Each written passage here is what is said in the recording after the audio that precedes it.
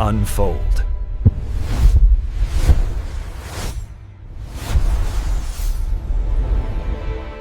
We've all heard the stories, right?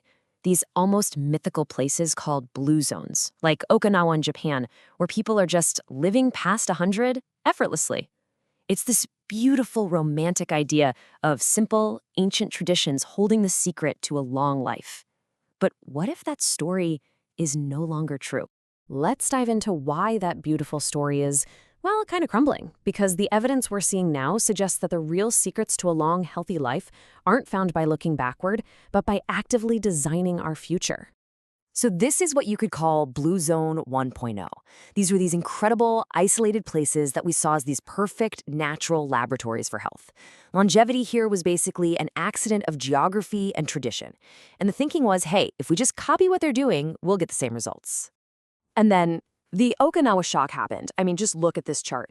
In 1990, men in Okinawa were number one for longevity in all of Japan. But just 10 years later, they had plummeted to 26th place. Now, that's not a gentle slide. That is a complete and total statistical freefall.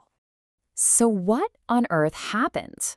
The answer, it turns out, is that these so-called paradises were never these timeless havens we imagined them to be. They were actually incredibly fragile ecosystems, and the moment they came into contact with the modern world, they shattered.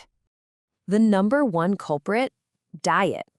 It's almost hard to believe, but the traditional Okinawan diet of things like purple sweet potatoes and fish was almost totally wiped out and replaced by a post-war Americanized diet.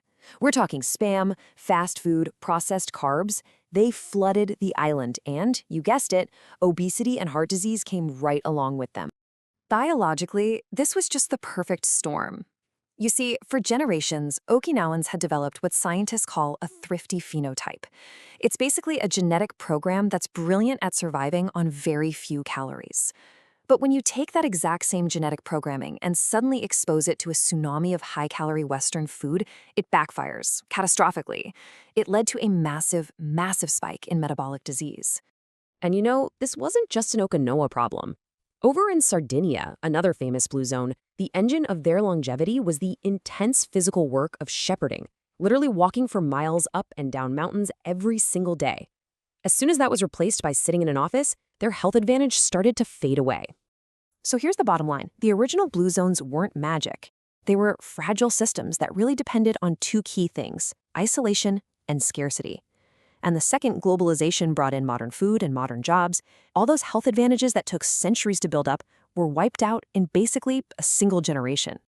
Okay, so this forces us to ask a much deeper question. If it wasn't the place that was special, what was actually going on at a biological level? It turns out the secret was never really in the geography. It was inside our cells all along. At the absolute heart of all this is something called the MTR pathway. Think of it like a master switch for aging inside your cells. When you're constantly eating, MTR is always flipped to on, telling your cells to grow, grow, grow. But that constant growth signal is like flooring the gas pedal on aging.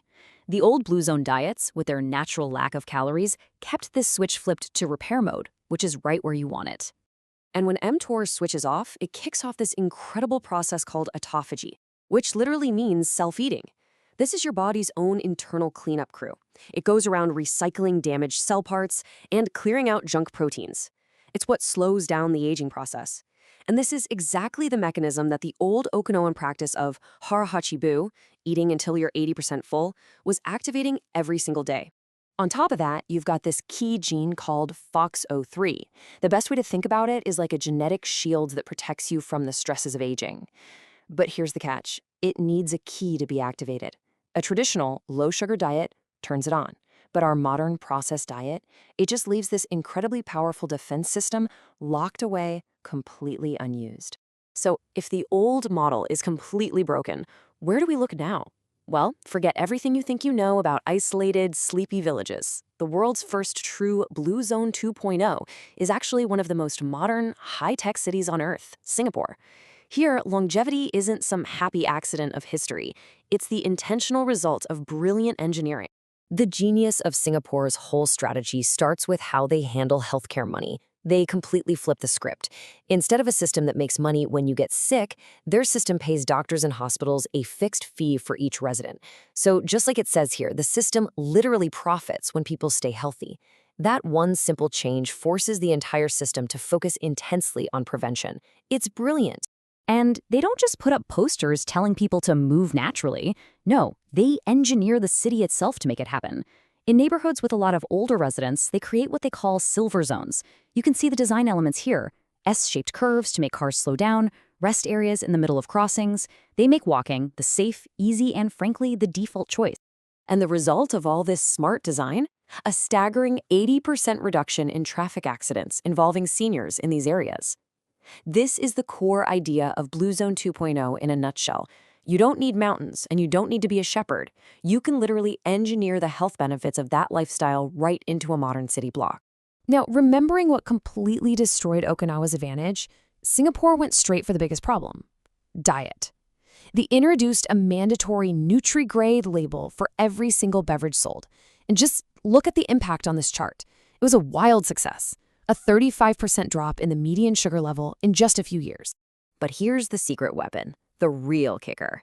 It's the D-grade advertising ban. Any drink that gets the worst grade for sugar and fat content is completely banned from being advertised, anywhere.